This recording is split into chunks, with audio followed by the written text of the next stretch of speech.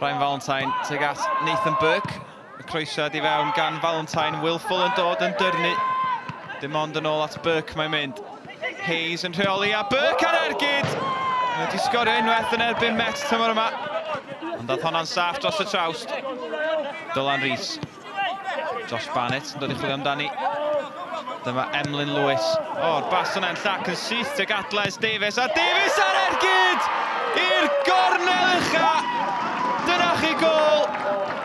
Gan Les Davies, chwarter awr wedi chwarae camgymeriad erchyll gan Emlyn Lewis. Gymaint o'n erth yn y droed chwith na. Dod yn lam, y chwaraewr chwymwth yn gyrru tuag at amddiffyn o Bala. Dyn nhw am ymateb cyn yr egwyl. Y beil at Will Evans ar ergyd y taro'r trawst. A mae'n o'i Elliot Evans ac Ashley Morris yn gyrru'r beil allan. Dau gyfle da i'r myfyrwyr yn fan'an. Sa'i fodfedd yn is, sa'i fewn. Ac Ashley Morris yn ôl I dacluso wedyn.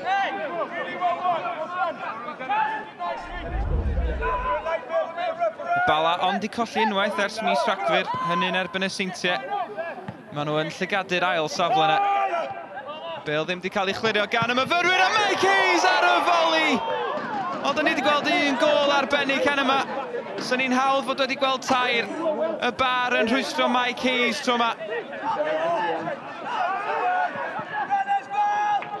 Ond Met wedi colli 6 o'i 7 gêm ddiwetha.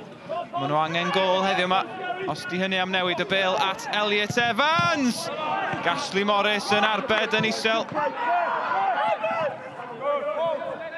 Les Davies allan ar y chwith. Gyrru'r beil awr, mae Chris Venables yno. Brwydro gyda Charlie Cosby.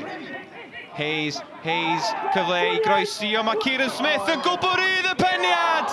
Yn syth tuag at y golwr Will Fuller. Oedd ganddo fo gymaint o amser, so wedi gallu ddynnu hi lawr hyd yn oed.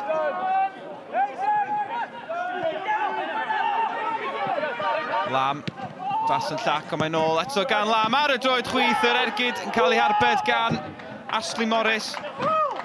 Met yn bygwth o bellter, ond heb gael cyfle clir yn yr ail hanner yma. Emlyn Lewis o dan honna. Peniad yn ôl tuag at Disney. Davies I beniad o, di mesur yn hyfryd tuag at Mike Hayes I selioi! Unwaith eto, y cynnig yn rhy agos at y golwr, ond y peniad na gan Davies. Oedd yn gwybod iawn be oedden ni'n neud. Ond Mike Hayes yn methu manteisio.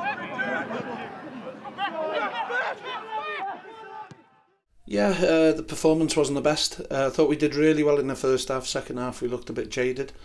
But at the end of the day, like you say, it's all that matters is the 3 points. You know, I prefer to win bad and win, and play really well and lose. So, the lads put a good shift in. All credit to Cardiff Met. They always come here and they pass the ball about. And, a really difficult team, but great result for the lads. Last week, I was bitterly disappointed. Tonight, I'm very, very pleased with our performance. I thought we totally dominated a very good Bala side. And all we didn't do was score. We hit the crossbar in the first half. They've scored a goal from our mistake. And apart from where they hit the crossbar late on, I don't see Bala creating much at all.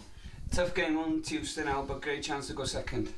Yeah, it'd be great, from where we were after 10 games. We've done remarkably well to get where we've got, and we want to try and get as high as we can. It'll be a tough test at TNS, and always is. We've only beat them once in the Welsh Cup final, so it'll be a tough test for us. But we've had a few good results there over the years in terms of draws, and performance-wise, we've done well. Where should have deserved more in the result. So it'll be difficult, but we know that, and we won't be going there to sit back. We'll have a go. I believe that when we play, we have the licence for the players to go and play, and with that licence there's sometimes an opportunity for mistakes. And mistakes happen in football, but the players don't get told off for that. I'd rather that happen in trying to play rather than go in hiding, which I felt we've done in the last few weeks.